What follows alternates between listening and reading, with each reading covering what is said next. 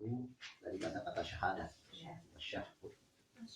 Artinya tasyahhud artinya suatu perilaku yang dilakukan untuk melakukan persaksian kepada Allah Subhanahu wa taala bahwa tidak ada ilah yang harus disembah kecuali Allah Subhanahu wa taala. Itu tasyahhud artinya. Dari kata syahadah. Jadi kalau ada yang bertanya apa yang dimaksud dengan tasyahhud atau apa yang dimaksud dengan syahadah adalah suatu hal yang kita lakukan, apakah sifatnya lisan atau sifatnya aksi, perilaku, untuk menunjukkan bahwa tiada ilah selain Allah Subhanahu wa taala, dan itu tasyahhud. Kalau orang mengatakan syahadatain berarti syahadat persaksian bahwa tiada ilah selain Allah dan Muhammad utusan Allah. Syahadatain. Kalau dikatakan tasyahhud menyaksikan dari kata syahad, dari kata syahid. Alam ini dinamakan alam apa? Syahadah. Alam syahadah artinya alam yang disaksikan, yang bisa kita saksikan dengan mata, bisa kita rasakan dengan, bisa diraba, kemudian bisa kita lihat. Itu dinamakan alam syahadah. Alamu syahadah dinamakan alam syahadah karena bisa dilihat, bisa diterawang, bisa dirasakan, bisa didengar. Alam syahadah, alam gaib karena dia tidak bisa dilihat dan nampak.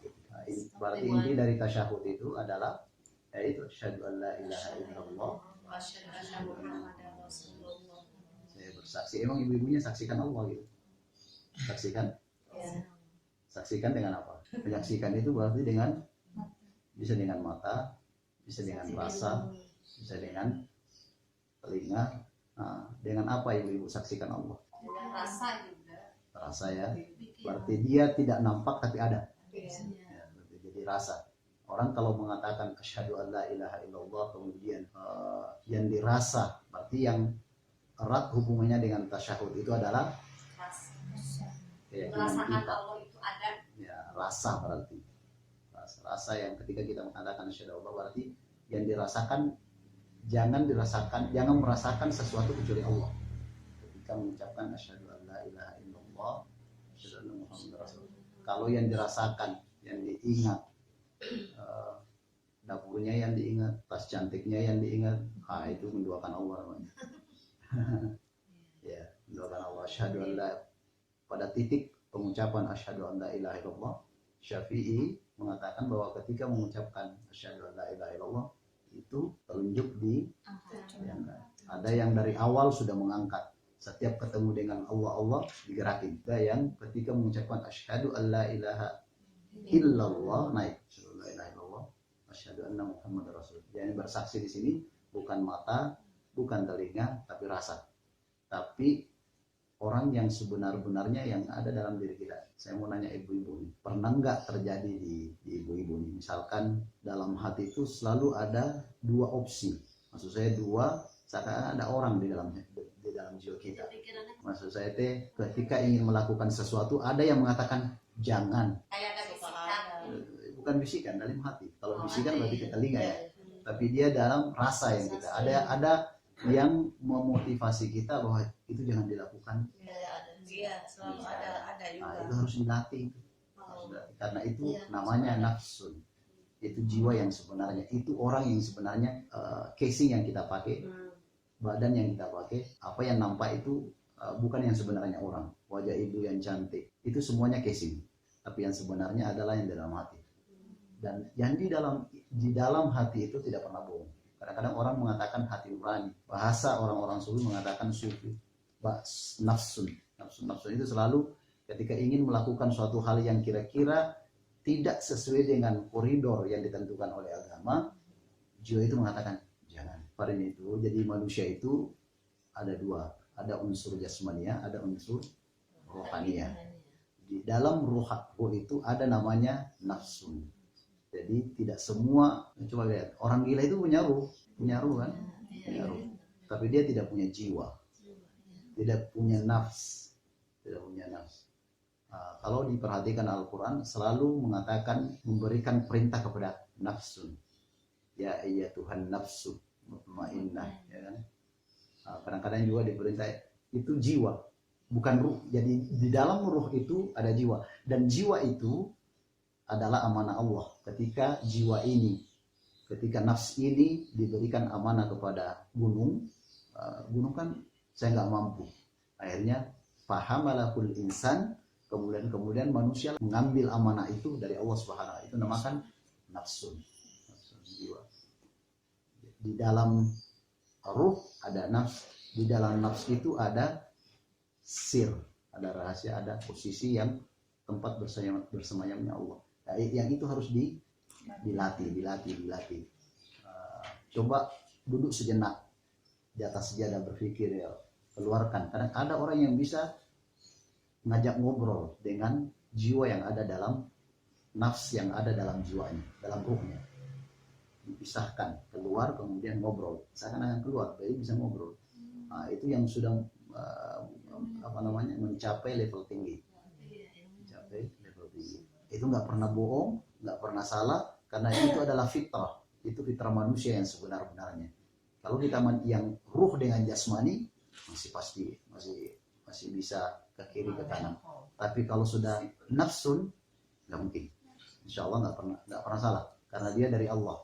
Dan nafsu itu selalu setiap hari datang kepada Allah Subhanahu wa taala, kembali kepada Allah. Nafs, bukan ruh ya, nafs. Kita tidur, nafsu itu kembali kepada Allah. Kalau nafsu itu tidak kembali lagi ke ruh kita gila. Jadi tidak ada, sama seperti binatang yang sudah dicabut amanah Allah, dianggap ibu-ibu nggak becus menjaga amanah Allah, akhirnya nggak kembali itu nafs. Kadang-kadang orang akhirnya jadi gila, jadi stres, nggak ada arah hidupnya nggak jelas. Itu nafs. Tapi selama ada nafs dalam jiwa, dalam ruh kita, insya Allah berarti masih ada amanah Allah Subhanahu wa taala. Dan kita harus jaga. Kita harus biarkan amanah itu mempengaruhi kita, bukan kita yang mempengaruhi dia. Biarkan amanah, olehnya itu sering-sering bermunajat, sering-sering bermeditasi untuk mendengarkan apa omongannya itu. Ibu-ibu ya ketika mau keluar rumah nih, contoh kecil, mau ikut ke pengajian tadi, pergi nggak ya? Iya, benar. Setannya ada aja. Udah gitu dibikin ngantuk lah.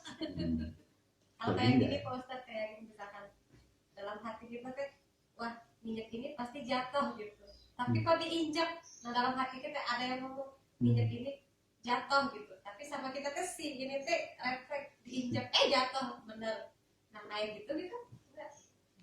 Itu dinamakan dalam bahasa akidahnya ittirari, suatu perbuatan yang bukan kehendak kita. Itu bisa seperti itu. Kalau kayak ke anak gitu kan, dalam kayak awas jatuh dari dalam itu udah ada yang ngasih tahu kayak gitu. Tapi kita lain lagi kalau lahirnya gitu, gerakan kitanya gitu. Ittirari namanya itu. Suatu perbuatan yang refleks. Jadi perbuatan itu ada dua. Kan hubungannya dengan aksi ya. Perbuatan itu ada yang dinamakan ikhtiyari, sesuai dengan kehendak kita. Kehendak kita artinya dari akal ke hati, diproses.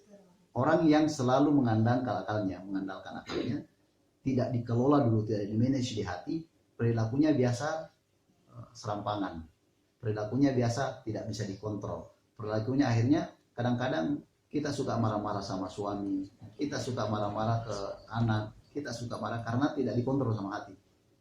Efek yang disebabkan, yang dikeluarkan oleh nafs tadi itu kurang. Efek yang dikeluarkan oleh nafsu itu kurang, sehingga kadang-kadang orang yang suami istri bertengkar, kenapa suka teriak-teriak kayak gitu? Kenapa? Padahal deketan teriak-teriak, kamu sih, ini sih, ya kan kayak gitu. Kenapa harus gede? Padahal deketan gitu. Padahal bisik-bisik aja kan dengar. Kenapa harus digedein soalnya? Karena nafs yang ada dalam ruh itu, karena nafs yang ada di dalam ruh, nafs ini nafsu ini bukan nafsu ya, bukan nafsu. Saya bilangkan nafsu itu jiwa, karena jiwanya itu tidak berdekatan, berjauhan. Kenapa harus teriak-teriak? Karena jiwanya berdekatan. Walaupun fisiknya berdekatan, tapi jiwanya enggak. Jiwanya ada satu di Kalimantan mungkin, satunya di Katapang gitu. Ada satu di Sulawesi mungkin, satunya di Katapang gitu, berjauhan. Fisik deketan karena jadi itu akhirnya kalau nggak teriak nggak puas rasanya, karena memang hatinya lagi belakang gitu. Hatinya nafsu itulah yang berjauhan sehingga tidak bisa dikompromi.